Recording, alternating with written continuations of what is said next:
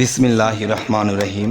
হে সমস্ত জগতবাসী, আজ আমি শামীম আলী চিশতি আপনাদের সামনে একটি আলোচনা নিয়ে হাজির হলাম। সেই আলোচনাটি যদি কেউ মন দিয়ে শোনে, ইনশাআল্লাহ তিনি ইহকাল ও পরকালে সুখী হয়ে যাবেন, তার দুঃখ বলতে থাকবে না। আচ্ছা, তো এর প্রথম যে কথাটি আমি আপনাদেরকে বলবো সেটি হলো যে আত্মত্যাগী মানুষগুলো ইহকাল ও পরকালে সুখী। দেখেন, একজন মানুষের যদি লক্ষ কোটি টাকা থাকে তবুও কিন্তু তিনি সুখী নয়। যে একটা কথা আছে, যার ধন আছে তার হারাইবার ভয় আছে, আর যার কিছু নেই তার হারাবারও ভয় নেই। তাহলে সবচেয়ে সুখী মানুষটি কে? যিনি আত্মত্যাগী। তাহলে আত্মত্যাগী বলতে আমরা কি বুঝবো? আত্মত্যাগী বলতে যে বিষয়টা সেটি আপনাদের সামনে তুলে ধরা হবে ইনশাআল্লাহ।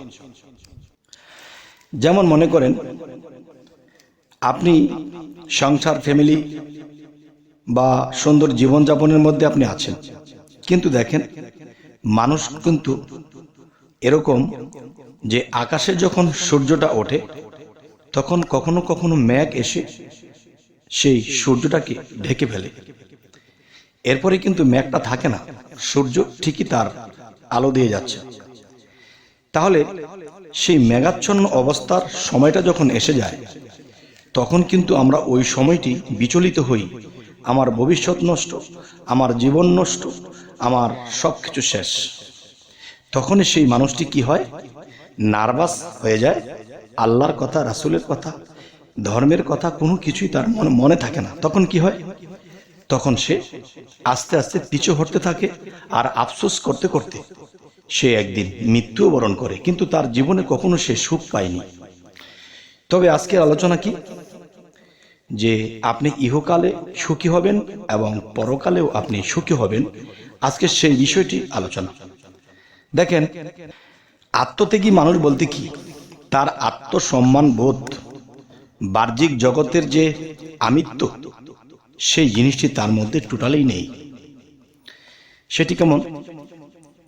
যে আপনাকে কেউ খারাপ বলেছে, লোকটা খারাপ, তখন আপনি দুটি হাত উঁচা করে তার কাছে ক্ষমা চাইলেন আর বললেন, নিশ্চয়ই আমার ভুল হয়েছে, না হয়তো আপনি একথা বললেন কেন?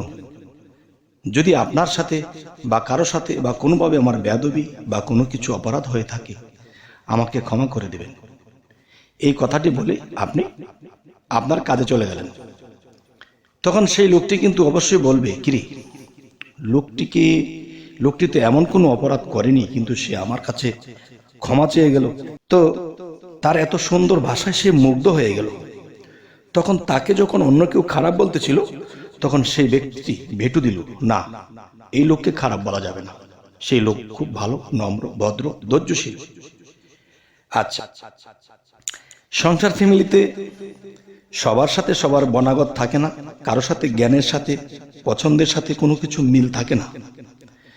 তখন দেখা যায় সংসারে সবাই ঠিকঠাক মতো খাওয়া দাওয়া করতেছে, কিন্তু তার খবর কেউ নিচ্ছে না, অথচ সে সংসারেরই একজন।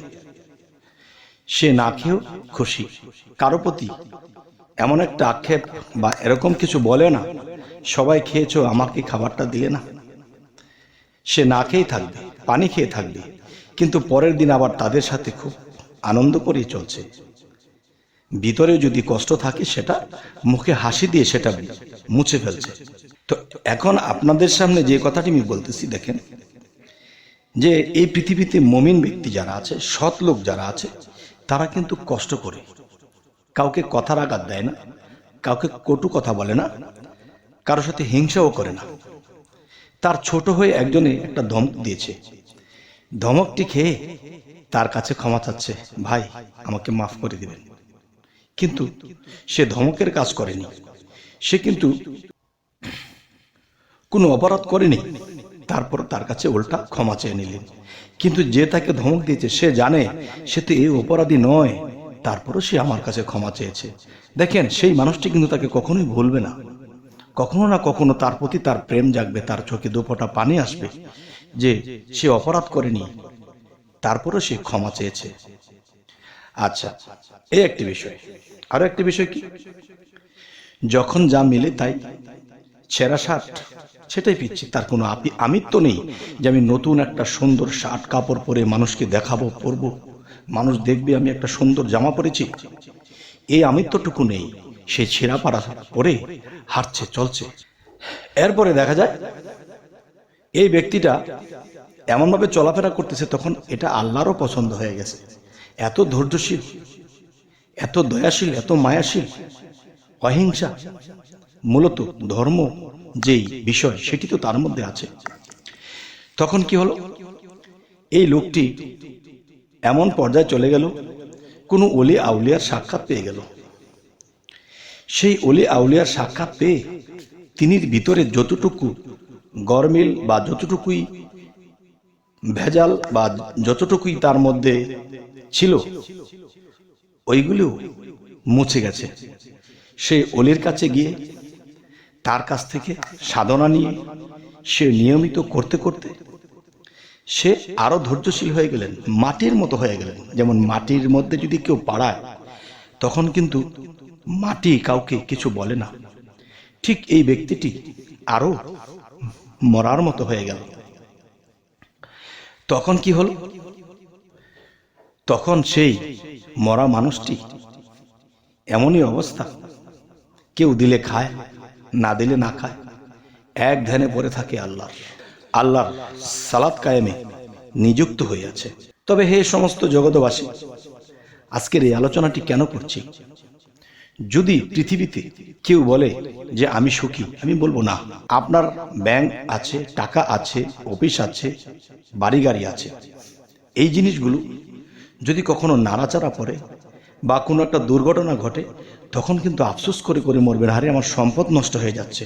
তাহলে সম্পদের জন্য আপনি অশান্তি ভোগ করছেন। এই জন্য বলা হয়েছে যার কিছু আছে তা হারাইবার ভয় থাকে, আর যার কিছু নেই তার হারাবার ভয় নেই। তাই বলবো যে এই পৃথিবীতে সুখী মানুষ কি? সুখী মানুষটি হলো আত্মত্যাগী মানুষ। সে অর্ধমৃত মানুষটাই হলো আত্মত্যাগী। তার বাড়ি গাড়ি করার চিন্তা নেই, কালকে খাবে সেই চিন্তাও তার করে না, পর উপকার করতেছে, মানুষ তাকে চড়থাপ্পড় দিলেও উল্টো ক্ষমা চাচ্ছে। এই যে সেই লোকটা মাটির মতো হয়ে গেছে, তাহলে এই লোকটাই হলো সেই লোক, সুখী লোক, যার গায়ের মধ্যে কোনো আঘাত স্পর্শ করে না, তার অন্তরের মধ্যে কোনো বিষয়ে আঘাত স্পর্শ করে না। আল্লাহ কিন্তু একটা কথা বলেছে, যে আল্লাহ কি বলেছে, দুঃখ কষ্ট যন্ত্রণা আমাকে স্পর্শ করতে পারে না। দুঃখ কষ্ট যন্ত্রণা আমাকে স্পর্শ করতে পারে না। তাহলে যেই মানুষটির কথা আপনাদেরকে বলা হলো, সেই মানুষটিকে কিন্তু দুঃখ কষ্ট তাকে স্পর্শ করে না, সবসময় সে হাসি মুখে রাখে। কষ্ট থাকলেও সেটা ভিতরে চাপা পড়ে আছে, কিন্তু কখনো প্রকাশ করে না। তাহলে বোঝা গেল কি, সেই দুঃখ কষ্ট তাকে স্পর্শ করেনি। আবার আল্লাহ কি বলেছে, যে আমাকে কোনো দুঃখ কষ্ট স্পর্শ করে না।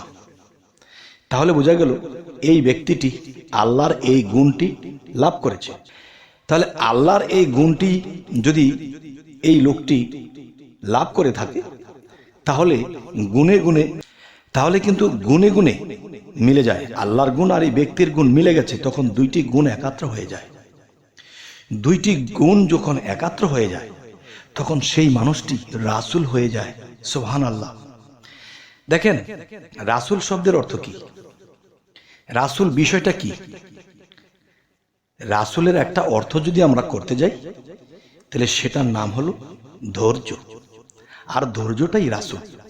আর আল্লাহ কি বলেছে, আমি আমার রাসূল ছাড়া নয়, কেউ আমাকে রাসূল থেকে আলাদা করিও না। আমি রাসূলের সঙ্গে, রাসূল আমার সঙ্গে, দুই মিলে একাকার। তাই বলা হয়েছে, তোমরা আমার রাসূল হইতে আমাকে কখনো পার্থক্য করিও না। কারণ রাসূল শব্দের অর্থ খুঁজলে পাওয়া যায় ধৈর্য। আল্লাহ কতবার কাহার হয়ে গেছে, কতবার রাগ করে তায়েববাসীকে উল্টিয়ে দেবে, তখন রাসূল কি বলেছে?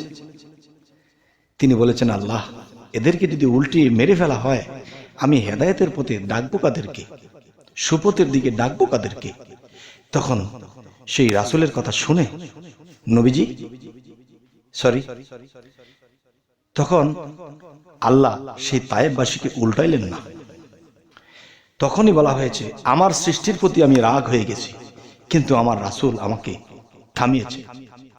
তাহলে রাসূল আমার ধৈর্য, রাসূল আমার ধৈর্য। তাহলে পৃথিবীতে যে ধৈর্যশীল মানুষ কোনো কিছুর আমিত্বর দিকে তাকায় না, কোনো কিছু চাওয়া পাওয়া করে না এবং নিঃস্বার্থভাবে মানুষের জন্য করে থাকে, আর যেই মানুষের জন্য সে করে থাকে সেই মানুষই তাকে আবার আঘাত করে, আর সেই আঘাতগুলো সে হাসি মুখে নিচ্ছে, কারণ তার ভিতরে এমন কিছু কাজ করে না যে আর আমি তার উপকার করলাম, তারে আমি কত কিছু দিলাম, তবু সে আমাকে আঘাত করলো। এই কথাটা মনে মনেও বলে না এবং ভাবেও না এবং প্রকাশও করে না। তাহলে তিনি ধৈর্যশীল, আর ধৈর্যশীল রাসূল। তাহলে রাসূল কি? আমাদের পারকান্ডারি। তাহলে যেই ব্যক্তির মধ্যে রাসূল নেই বা রাসূলের গুণ নেই, তাহলে সে কখনো রাসূলের পারকান্ডারি সেই নৌকায়, সেই স্তরে পৌঁছাতে পারবে না। তবে হে সমস্ত জগতবাসী, আজকের এই আলোচনাটা কেন করলাম? এই পৃথিবীতে মানুষ যতই সাধনা করুক, যতই মুর্শিদ ধরুক, যতই ইবাদত করুক, যতক্ষণ পর্যন্ত সেই মরা মানুষটি হতে না পারবে, অর্ধ মরা মানুষটি না হতে পারবে, ততদিন পর্যন্ত তার কোনো ইবাদত, তার কোনো কিছুই কাজে আসবে না। তাই আমরা এই জগতে আর যতদিন বাঁচব, অবশ্যই আমরা সেই মরা হব। যদি মরা হতে পারি, কারো মুখের বাক্যের কথার স্পিরিট আমার শরীরে লাগবে না। মরা মানুষের কাছে তো দেখা গেছে একটা মৃত মানুষকে যখন গোসল দেয়, উল্টাইয়া পাল্টাইয়া সাবান দিয়ে ঘষে মেজে দিচ্ছে, কিন্তু সে যদি ব্যথাও পায়, সে যেরকম বলে না, ঠিক মৃত মানুষের কোনো ব্যথাই নেই, সে এক স্টাইলই থাকে। তখন কিন্তু কোনো অর্ধমৃত মানুষ, জিন্দা মরা মানুষটা যদি এই স্টাইল তার হতে পারে, তাহলে সেই লোকটির জন্য আল্লাহ কাঁদে, রাসূলের জন্য আল্লাহও কেঁদেছে। আর সেই রাসূলের গুণ সেই মানুষের মধ্যে এসে গেছে, তখনই সেই মানুষটি জীবন ধন্য হয়ে যাবে। তবে হে সমস্ত জগতবাসী, আমাদের এই চ্যানেলের আলোচনা যদি ভালো লাগে তো অবশ্যই সাবস্ক্রাইব করে নেবেন, এবং যদি ফেসবুক হয় অবশ্যই ফলো রাখবেন। সকলে ভালো থাকবেন। আল্লাহ হাফেজ।